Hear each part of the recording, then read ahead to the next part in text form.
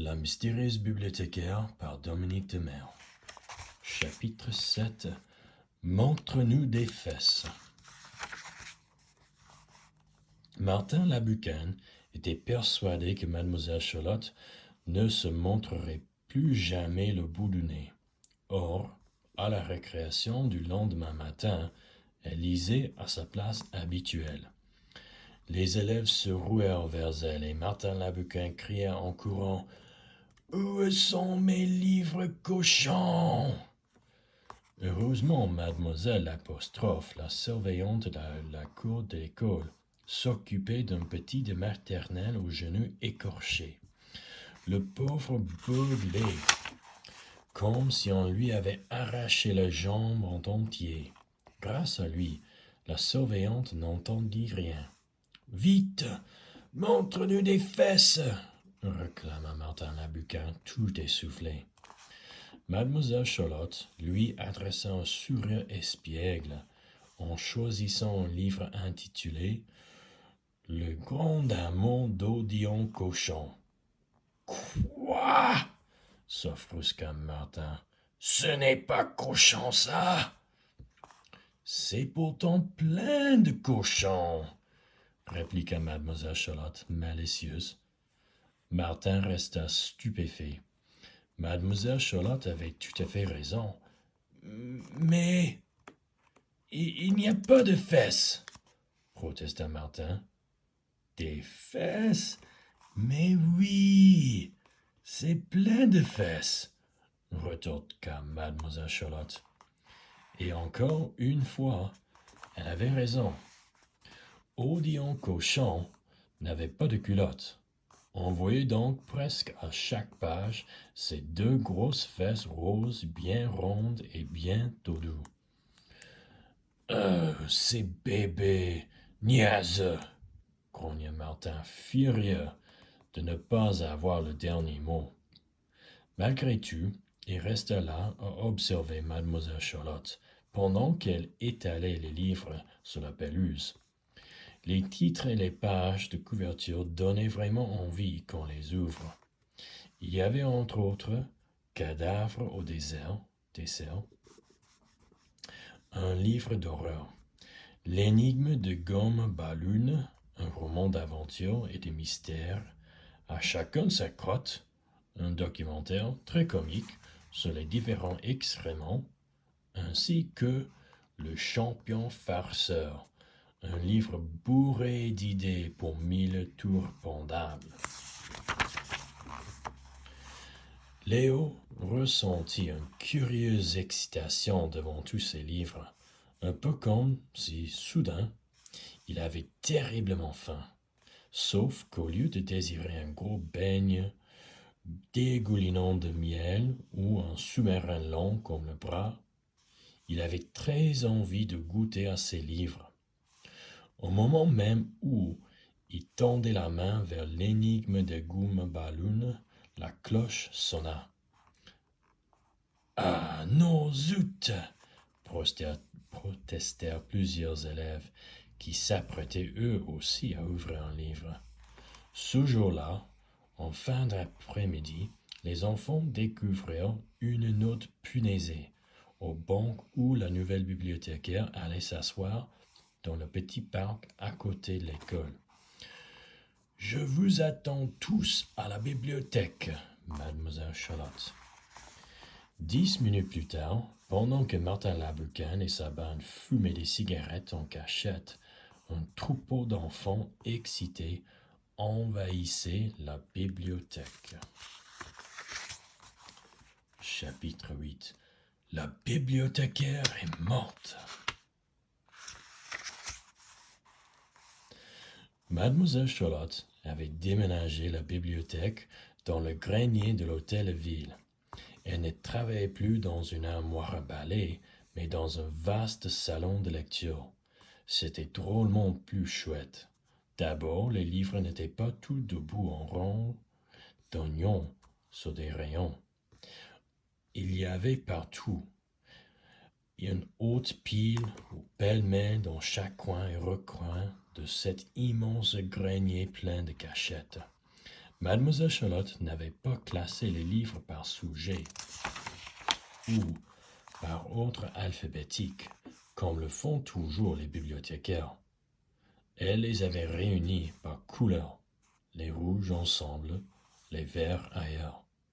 Léo pensa encore, une fois, qu'elle n'était peut-être pas une vraie bibliothécaire, avec un diplôme et tout.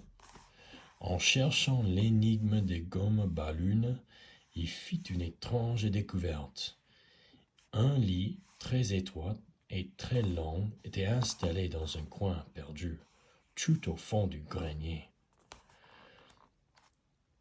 On dirait le lit de Mademoiselle Charlotte, songea Léo. Est-ce possible qu'elle dorme à la bibliothèque, qu'elle n'a donc pas d'appartement ni de maison? Sous le lit, il trouva une grande boîte où dormaient 7 grosses araignées velues roulées en boule sur leur toile.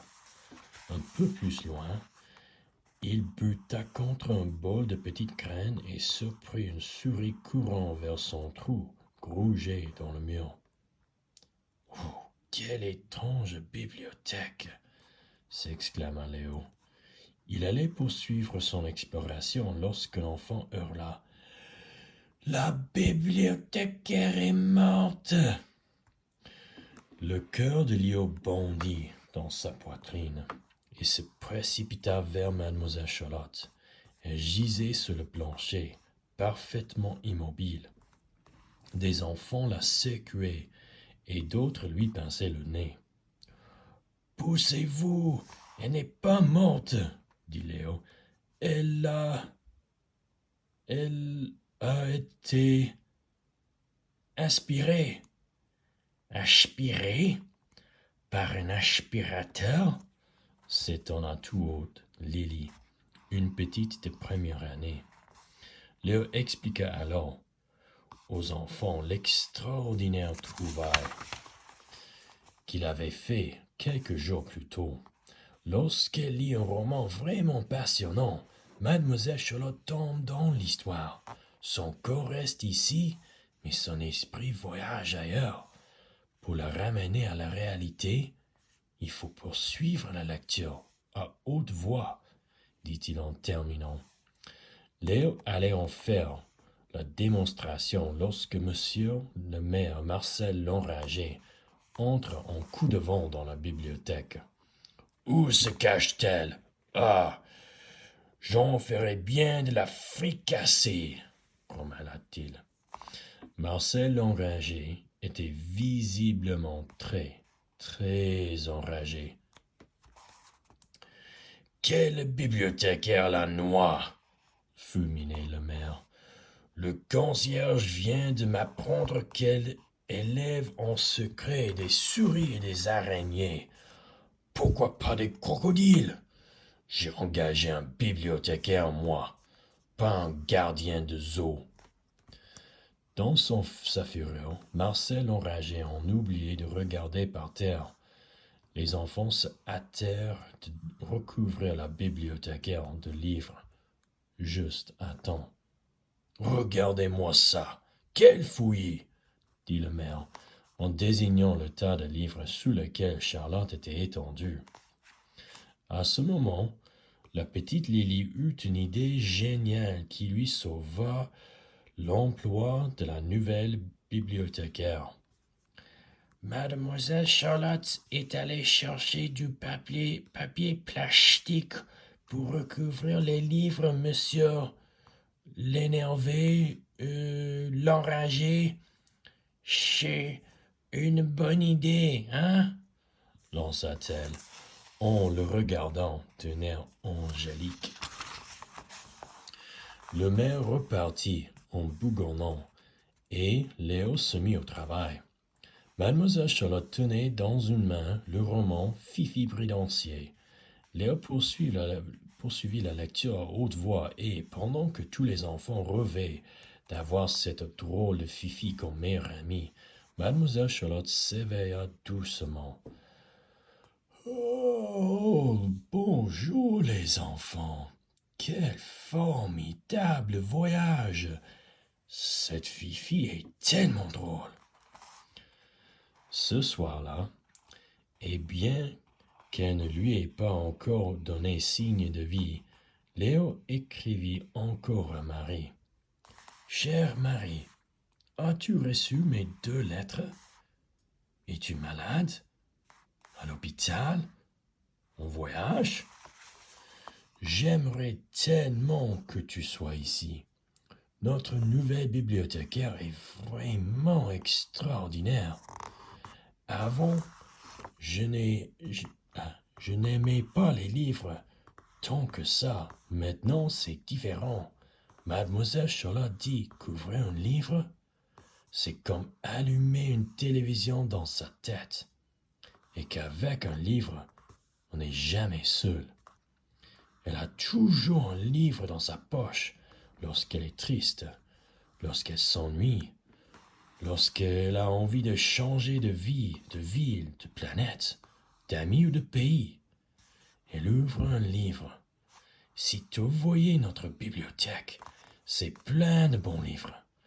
Il n'y a pas de meubles par contre parce que Mademoiselle Charlotte n'avait plus d'argent. Mais on peut apporter tout ce qui nous tente. Justement, j'ai pensé à notre vieille tente de camping trouée. J'adore lire en camping avec une lampe de poche. Si j'installais la tente à la bibliothèque, je me sentirais comme au camp l'été dernier, sauf que toi, tu ne serais pas là. Écris-moi dès ce que tu peux. Je pense très souvent à toi. Léo.